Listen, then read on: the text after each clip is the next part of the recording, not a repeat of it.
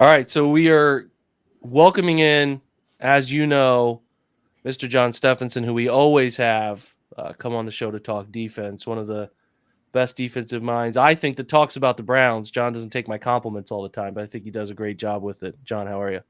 I'm doing great, Jake. Thanks for having me. Heck yeah, man. Let's talk about this defense and a couple key things I think need to be noted. Right, I think you and I have chatted back and forth a little bit on it. Thought they did enough to win. I continue to say if you can hold KC under 35, you better win, and I thought they did. Mhm. Was it perfect? No, right? They're not going to put this tape in the Hall of Fame, but they did enough to win. They just needed to score that fifth touchdown, and we didn't see it. So Mhm. anyway, before we get too crazy, you can get negative on defense quick without understanding some things, but we do need to shine a light on some of the issues. So let's pick. I think you got what, 5 plays, 6 plays, John? I want to talk about. 5 plays. 5 plays. Let's just let's go through them. So talk. This is the 8-minute mark, which I believe is the Chiefs' first drive because Ronnie Harrison's still in the Mhm. field. So talk to me about what's going on here. Yeah, so we're looking at different ways in which Travis Kelce hurt the team last Sunday. Obviously, 2 touchdowns, lots of catches, lots of yards. That's kind of what he does. But I guess I've heard some chatter essentially that there was no game plan for them. So part of the purpose of putting these particular plays together is to show sort of the different ways in which he was able to do what he did. Whether it's looking at scheme, just his physical talent, some errors in technique that led to some easy catches for him and so on. That's where we're going with this here. So looking at this first play, this was the first drive. So this is part of Andy Reid's openers. This is scripted right here. This is an RPO or run pass option. At this point, I think we've talked about RPOs many times here. I know you've talked about them, in terms of the Browns running them with Baker and so on over the past couple of years. But it's essentially this. So we've got OC right there on the line. He's going to run a little slant route. The Browns are going to show cover 4 here. So 4 deep defenders, 3 underneath defenders. And what they're going to do here is, as Patrick Mahomes and the tailback are meshing, he's going to read that play side linebacker there. He's going to see what way he goes essentially. So it's a make them wrong. So if the linebacker honors the run action, gets forward to attack his gap, then that slant route is going to replace where he's at right behind him there. So normally, particularly in cover 4, you're weak on your quick game stuff, on your hitches, on your slants, your quick inside breaking stuff, because you only have 3 underneath defenders. There's a ton of field to cover, so it's tough to get there. And also because your 4 defenders are responsible for deep routes, for vertical routes, they can't really get up on the receiver there, so they're going to be slow getting to quicks. And as I can see here, they're banging out now to get some depth, and it's just a quick slant. It's too much distance for a cornerback to cover. It really is. And again, you can see linebackers stepping towards his gap. And if you were to just run this as quicks, it's like a slant flat, a common route combo like that, then the quarterback or the cornerback part of me could potentially should get some help from that will there as he sort of buzzes to and through the numbers, making an underneath drop. So as he goes through that, he's going to be looking towards 1, and he's going to work through that slant window. He's going to kind of slow down to force the quarterback to hitch the ball and come off that and go somewhere else. But you can really see from the angle here, as soon as he steps towards, that's it. And a cover 4 cornerback just isn't really going to make plays on slants. It's not going to happen. Yeah, well, let's talk real quick too. A couple things I'm seeing. I would imagine to 3x1 they had a lock call on, right? Ronnie is making that lock symbol there first. They motion out to 2x2. Now he knows they need to be moving. I think he realizes it right here, right? Hey, we're going to check the quarters 2x2. He's hauling out, and that means Mac has to bump over to take into account gap. And really, too, you're talking about, John, and you're spot on, the stress that's puts on 51. And I think there are plenty of examples where 51 struggled in this game, but this is a really, and I put this play on Twitter. Somebody had said, I think I saw somebody say, look at this. Why does Mac hop out? I said, you got to understand what's happening here. He's playing his run fit, as any linebacker will when they read run. I mean, look at the play in front of you. Does this scream pass or run? This screams run, as all run pass options do. 81 looks like he's looping underneath to come ISO downhill. It sells run instantly. That's what they're trying to do. So he's going to read run fit. Watch 51, reading run fit, right? Now, Walker, number 4, middle linebacker Anthony Walker, does a good job sniffing this out. He's actually one of the few that's in pass quick. I mean, look at his counterparts. He's reading pass quick. And again, that might be right, that might be wrong, because run pass option, you can still run it. And, right? Also that he's able to get to that quicker to see run pass because, pre-snap, Wilson's eyes are probably on that some combination of the guard and then that tight end right there. So it's an extra step in his progression. He's got to go guard, okay, base block, okay, fine. Now he's going to find the near back, and they might be treating that tight end as a near back. So it's just one more thing he has to go through before he can truly look at the quarterback and the tailback mesh and see, oh, he pulled the ball. 100%. Pass. So, and I still don't think 51 does a bad job here. He redirects quick, and he's in the window. The problem is 15, you can't see it because of this camera overhead, but if you want to really see it, the TV broadcast put this out and did a great job with it. Mahomes' eyes and his hips and his arm initially, if I can get this fancy pin up, are all pointed literally this way. His hips, his everything is telling you the ball is going here. He doesn't even look at it. He fools this dude too, Malik Jackson. He fools him, and this football actually gets delivered right here. That's what makes Pat Mahomes extremely challenging and why he can do. He's like a mixture. Listen, Pat's not without fault. He does some things wrong. He makes some turnover-worthy throws too, but he is like a mixture of a shortstop and a point guard. He can change the arm angles like a shortstop and throw from weird platforms, the sidearm stuff, the no-look stuff like a point guard in basketball. That's what makes it even more challenging. I don't think there's any other quarterback in the league who makes this throw. I just don't. He makes it dead accurate. So that's what you're looking at. Look at the ball. Again, look at where it's so hard. I wish you could see. Go on my Twitter feed. You'll see it better from the TV angle. This dumb camera's right in the middle of the camera we're looking at, ironically, is the camera that you see from the TV angle, right?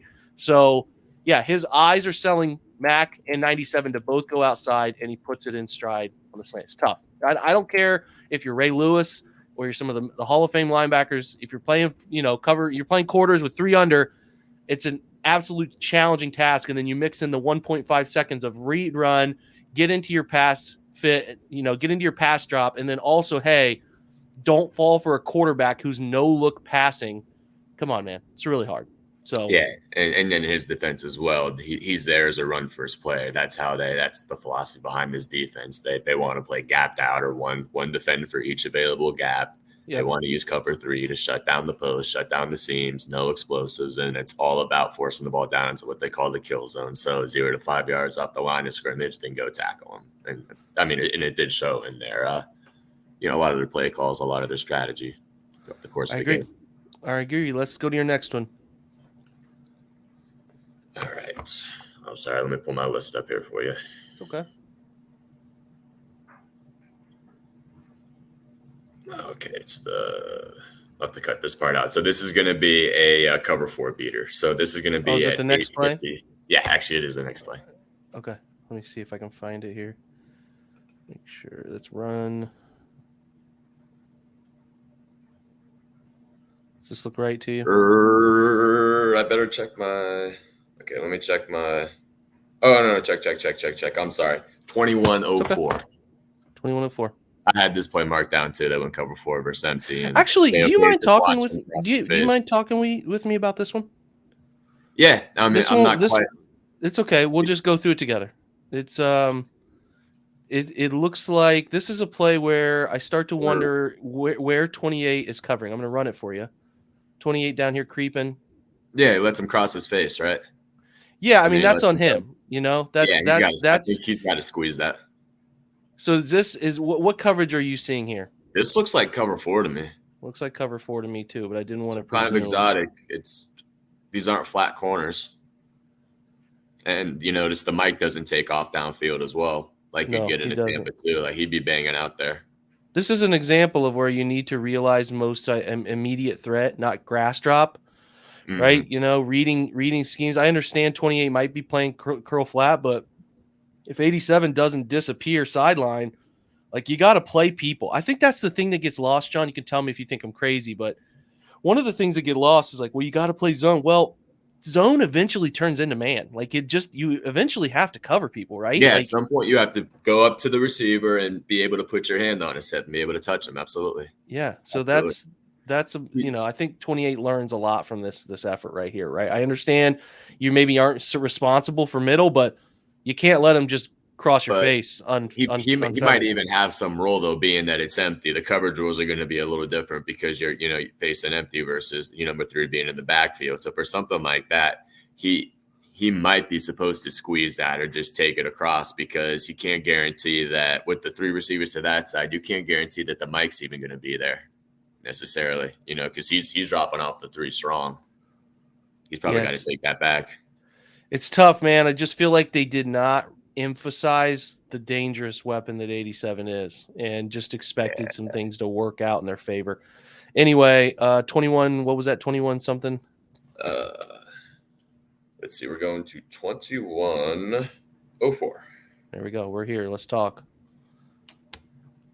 Okay, so this is another scheme example. So, and I saw a clip from Joe Wood's his press conference earlier today. I don't know if it was a press conference, but his remarks to the media, and he had mentioned a couple things about essentially his calls being just getting in bad calls due to what the offense did.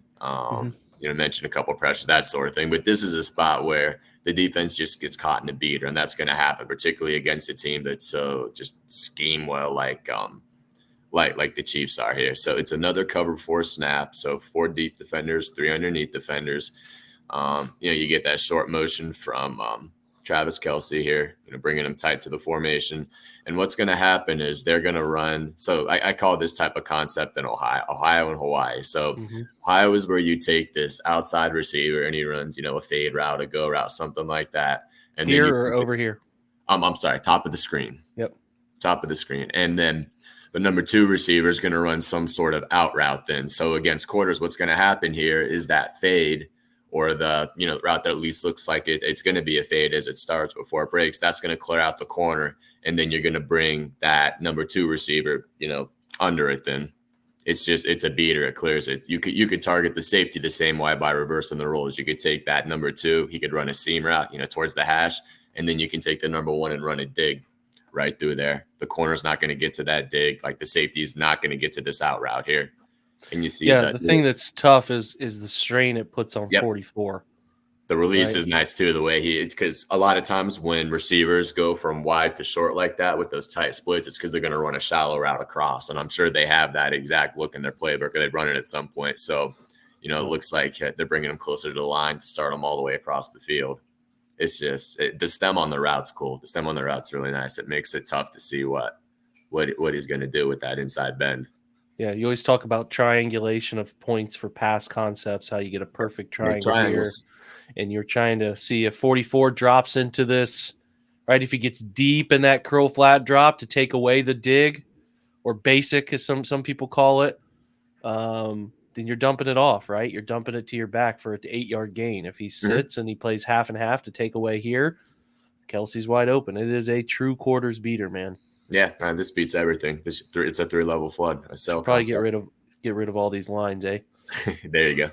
Yeah, and you can already see the corner out of position because he's squeezed into number 1 right there, because number 1's release also looks like he could potentially run some type of vertical route, whether it's a go or a post. So I don't know what their eye progression is exactly, but many teams as playing cover 4 like this, they'll have the corner read the 1 receiver to the 2 receiver, and then the safety read 2 receiver to the 1 receiver. So if the cornerback's following those rules, he's watching number 1's release. He's looking, hey, this could be vertical. So he's stuck on that, right? Like it's actually different. It's a different concept than I drew up. Let me draw this up better for you guys. So you can. I think you just transposed there on the dig you want to be out.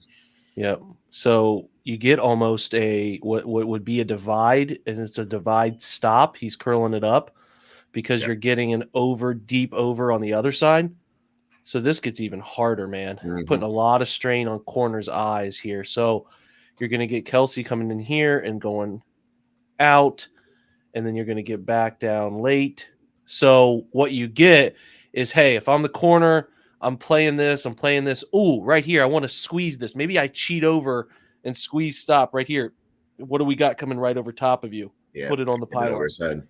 Yep, it's a really good concept. Yeah, and then then the two shorter routes, the short and the intermediate, they end up high-lowing your curl flat player there. Yep, just a simple movement key. If he stays with or he keeps his depth and just throw it to the tailback, go get some yards. And if he jumps that, then take that out route. Walker wanted to chase him. Watch right here. He wanted to. He knew. You look at him. He's got his eyes turned to him right here. Yeah, and he's dropping off Kelsey right now. They'd be treating Kelsey as a number 3. And again, your Mike, your 3 receiver hook defender in quarters. He's matching the 3. And until something, crosses his face from, the sideline coming in, he's off that route there. Yeah. So but again, even if he wanted to match that, he's never going to get there because it's 1, the speed mismatch, but 2, just based on his leverage. He's inside leverage on an outside breaking route, and it's not his to chase to the sideline. Exactly. All right, let's do the next one. All right, let's go to.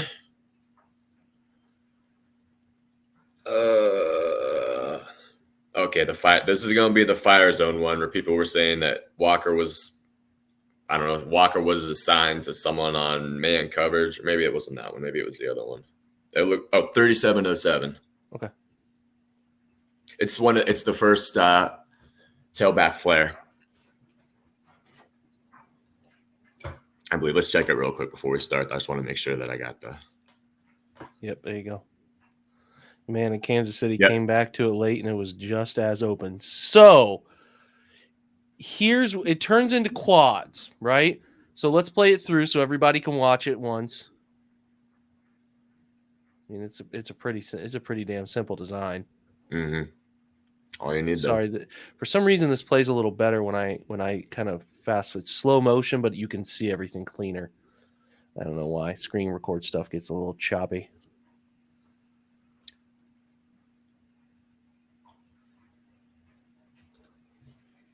So, obviously, we got some fire zone stuff happening here. Yeah. Well, actually, they just bring 5 on this one, don't they? So here's what I think happened here. It looks to me like that weak safety was supposed to rotate down and play the weak seam there. They're supposed to be. Okay, let's draw it up. Let me draw it up real quick. We got slant, we got flare, we got, I think, another. It's like kind of a middle hook through. Yeah, I don't know. And then over the ball from the 3. Yeah. And he can option it if he wants to sit it down. Yeah. So, what they're saying is, hey, man, cover our guys. Like, it's not. Yeah, look, this also, if you have any sort of middle defender, particularly like a Tampa 2 or even quarters again, the route from 2 and 3 are going to high-low that guy. They're going to run that over the ball from the 3, and they're going to bring number 2 over and behind him like 15 yards. Yep. So what you're saying is, in this scenario, if they're bringing JOK, which I hate blitzing Mahomes from depth. Yeah, I hate it. Me too.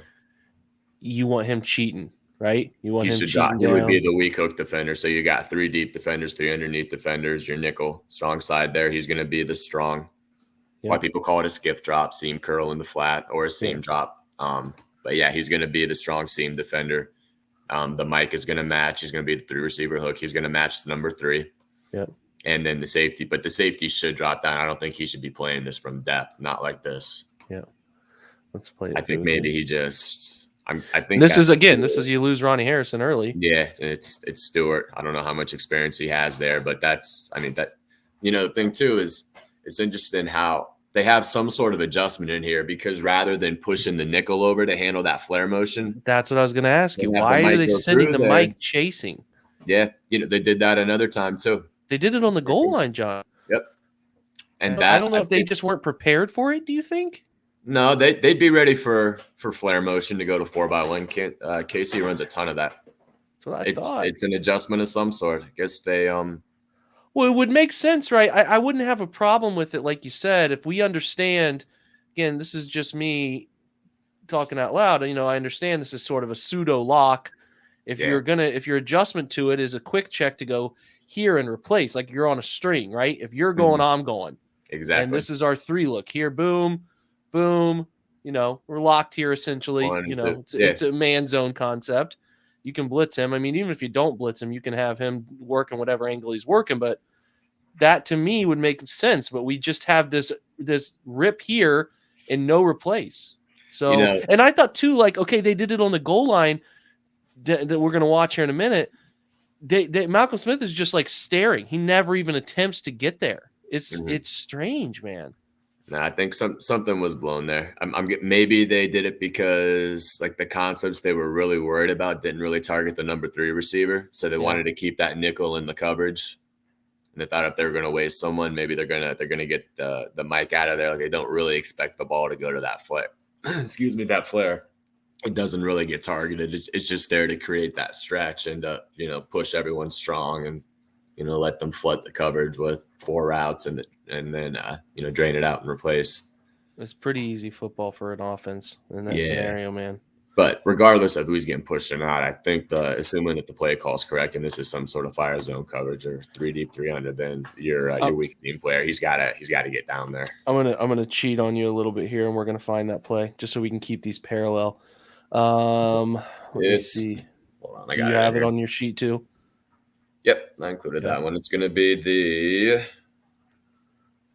is it the first touchdown? It's right here. Versus 2 man. Is it the 40? Yep, I found it right here. Or the 56, 51? There we go. Yep. Same concept, literally. Let's watch it through once. And Smith actually even tries to cheat to it. Can't get there. Yeah, he was slow to it. It looks like they could be in red 2 here, essentially. That's a Tampa 2 modified for red zone use to take, because you have less space. But this looks like 2-man to me. Looks like everyone's playing with man eyes there. So you think we're asking Smith to man Kels? That's the thing though. Like if that's the way you're doing this, assuming it is 2-man, then as soon as that motion happens, then Smith, assuming they're not worried about the run here, obviously. So we're not worried about a stack box or even keeping the will in there. So I would assume that as soon as that flare happens, then if Smith's going to be responsible taking 3, then he's got to go out like now. So the Mike they're not going to want to push the Mike to 2 and have the nickel back, take over that flare there. It just creates 2 awful matchups instead of 1. So yeah, if assuming they're in man, he's just gotta, as soon as the motion happens and someone's yelling it, he's got to go right there. He's just this is an obvious game plan thing. I mean, 11's route. He knows. I mean, 25. No, they're not running hard out here. They know it's like, I think they've talked about it on the site. We know we can go flare and get an easy to 3. This is Danny Reed. They're schemed up. It's it's another beater, and it's really not. It's just a cool little way the way they took that, like it worked earlier, and then a quarter later, they kept it in their back pocket, didn't come out with it, and then as soon as they hit a hot leverage situation like this, red zone, then they brought it back out. Just game flow adjustments. It's tough. Okay, what's our last one, or do we have 2 more? I can't remember. I mean, I've got several here. The last one, we can do as many as we want. The last one was 40-44. Malcolm Smith again. This is going to be the first. Hold on. Excuse me. This is going to be the first Kelsey touchdown. Yeah, this is where it's tough, man. Go ahead. Talk me through it. We'll play it through, and then we'll talk through it. Hold that 1 second. You're fine.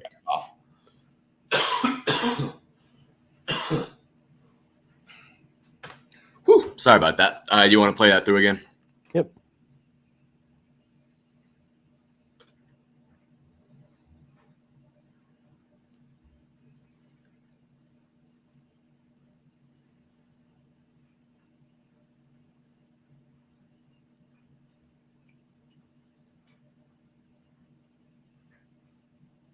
It's not tricky. Yeah, it really doesn't want to slow down, does it? No. Yeah, maybe the super slow-mo will help.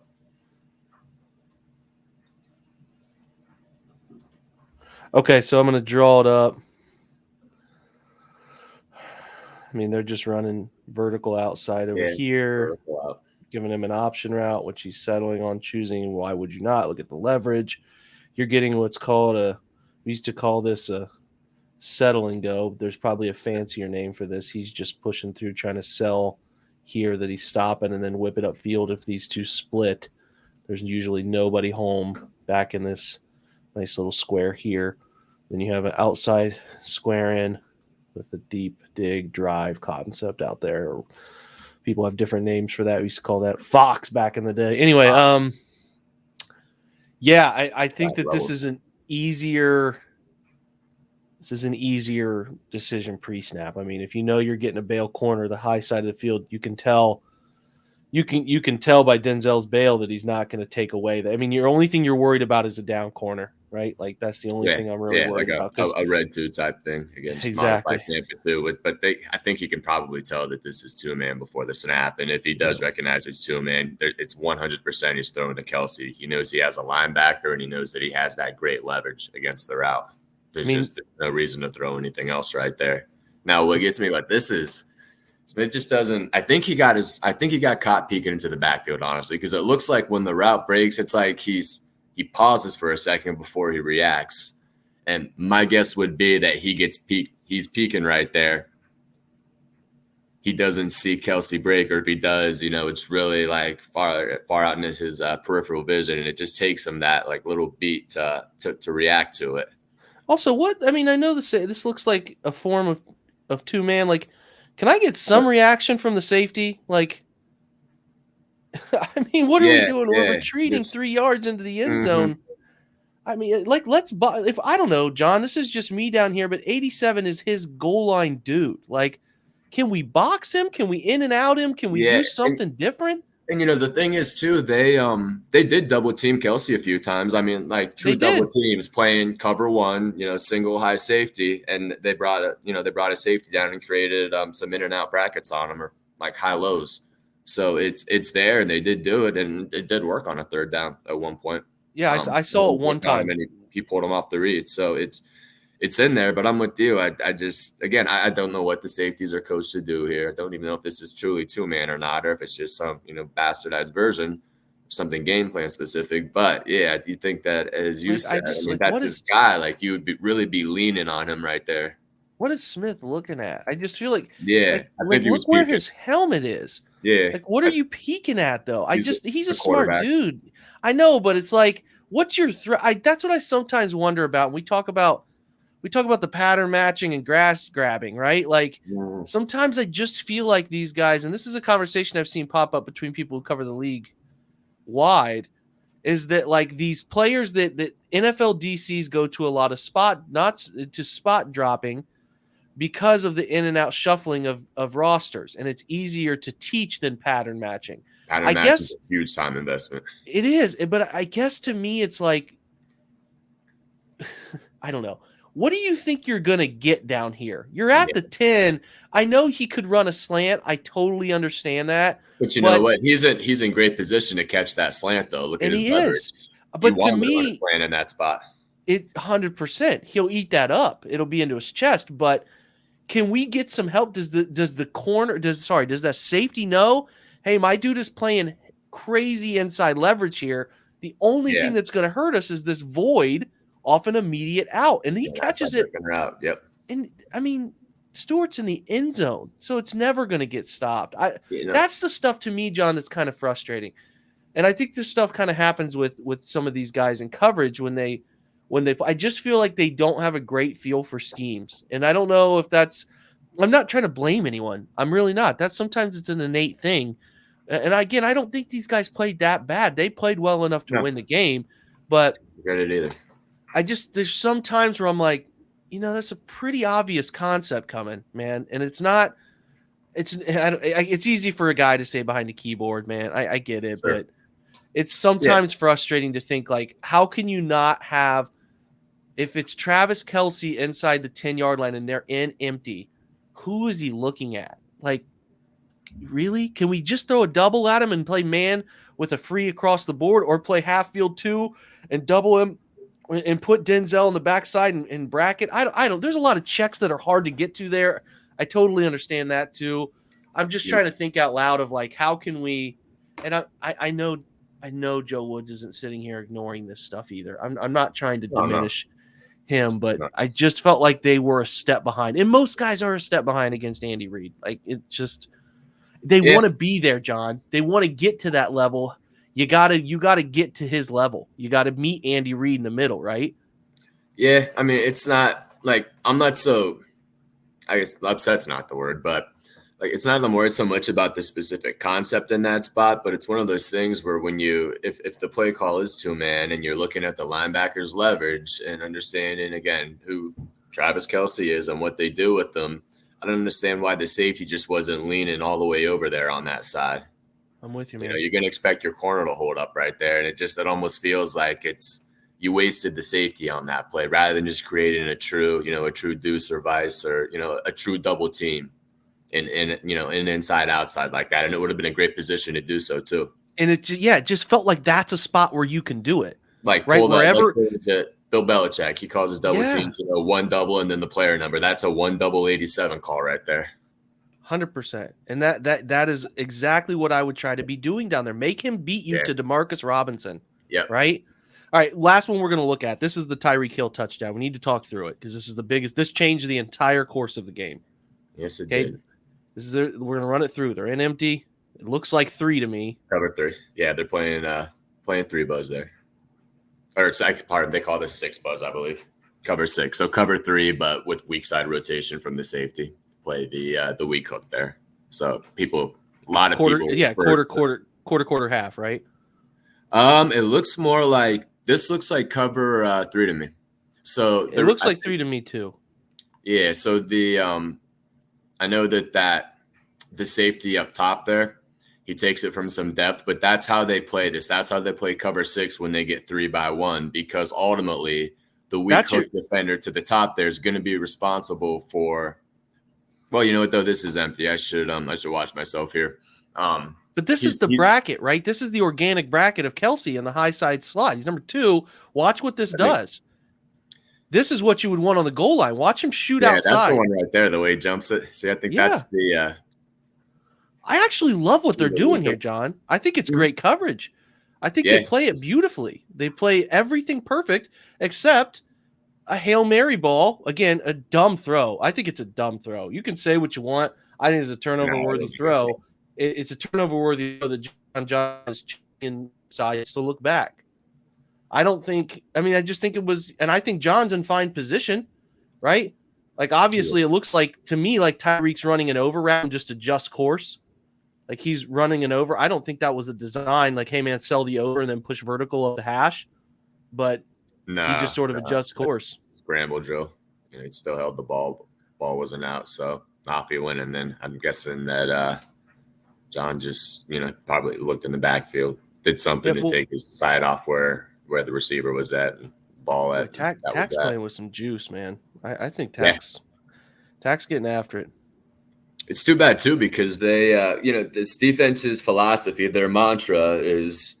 No seams, no posts, no explosives. Force the ball out into the kill zone and make compression tackles. One defender on each of the ball carriers' hips. And overall, they did this. Like I thought they tackled well. Overall, there just weren't a ton of spots where it was a real obvious or blatant miss, and then yak after. And most of what the Chiefs did hit. I mean, as we saw, they schemed some stuff up, but for the most part, they weren't able to successfully complete anything vertically, and they did make them dink and dunk. Unfortunately, the Chiefs are good enough with their personnel and their scheme that they can do that. This is the knife in the back here. And still though, John, they win at 35-31. That's why to me it's like I still thought they were pretty vanilla defensively. And they played their scheme. That's what they're covered. This is Seattle Seahawks, Pete Carroll, whatever you want to call it, cover 3. That's what they do. Can we talk about this too as we look at this play? Because this is something that happened all game. Here's what the quarterbacks did, and this is what Casey's plan was. Hey, we have these aggressive Cleveland rushers that are quick upfield guys, all of them, right? 90, this is 55, but 95 as well. They'll win upfield. We'll just ride them by, and 15 will step vertical, slide horizontal. The thing that is a problem, you can do 2 things, right, John? You could take a guy like Walk. Now you're running a risk because you're taking a guy out of coverage. But you can creep a guy here and then let him spy whatever direction quarterback goes. Again, a risk because now you're playing with maybe 5 in the back half instead of 6, right? So you're taking one away. And you're probably also in man coverage too to do that. It's tough. You can't really have a dedicated QB spy in zone. So I agree. Now you got your matchups again. Now you're looking at this problem. If you're going to do it, cool. But here's what can't happen. And it happened all game. What are we doing in the middle? We can't look at these 2 stacked interior rushers. Can we get some rush lane discipline? If we don't run into each other here, you actually have a chance for 96 to get him before he escapes. This happened all game long. I just feel like your collective plan is, okay, we can win and like adjust on the fly on the sideline. You know we're winning to the high side. Hey, what's 15 doing that's killing us? He's vertical, then horizontal. He's doing it all game. Stepping up, sliding out. Well, why don't we just – you got to play a game with the quarterback's mind. And when he steps up, be ready to disengage and slide out. There was none of that adjustment from the guys up front. Yeah, that's what drove me crazy. More of a muddle rush would have been nice. Clowney, although he wasn't the only guilty man by far, but not overrunning the quarterback and letting him just step up and slide out, as you said. At some point too, I would have liked to see, sort of an in-game or a game flow adjustment. Since he was oversetting and he was escaping outside so much, like run some sort of edge pressure. You want to run your 5-man stuff, bring Clowney upfield and then inside, and then bring your looper around and see if you can just run him right into a sack there. Because he definitely got in the habit of I can step up and I can escape to this side right there. So show him something and then use it against him. If 96 is on the outside shoulder of 65 here, you have a chance to close in on him. Instead, you're here, and then you have it's a great effort. He chases him and puts him in a bad position, but instead he gets the throw off, and it's a gain. So I just would have liked to have seen more in-game adjustments in terms of, are we talking to our D-line? And I would imagine there was something going on here. I can't think that they're sending both of these guys double A. Maybe they are. Maybe they had some type of interior stunt going, although it's odd to see one when they're both in 3 techniques. That's a lot of distance to cover, and it's tough to get there. They did run some nut stuff earlier, like nose first, tackle after. It's a loop. Yeah, but this is the thing they let 15 play backyard football. When you let him play backyard football and slide and move and get out, this is where dumb stuff happens, and that's the risk you run. So if you watch it here, 43, great position, turns his head. Right. I don't fault him. I mean, it's hard. This is a long coverage, right? This is long coverage. Matter of God, John. That's a matter of an inch, 2 inches. It's close. He almost made a couple plays.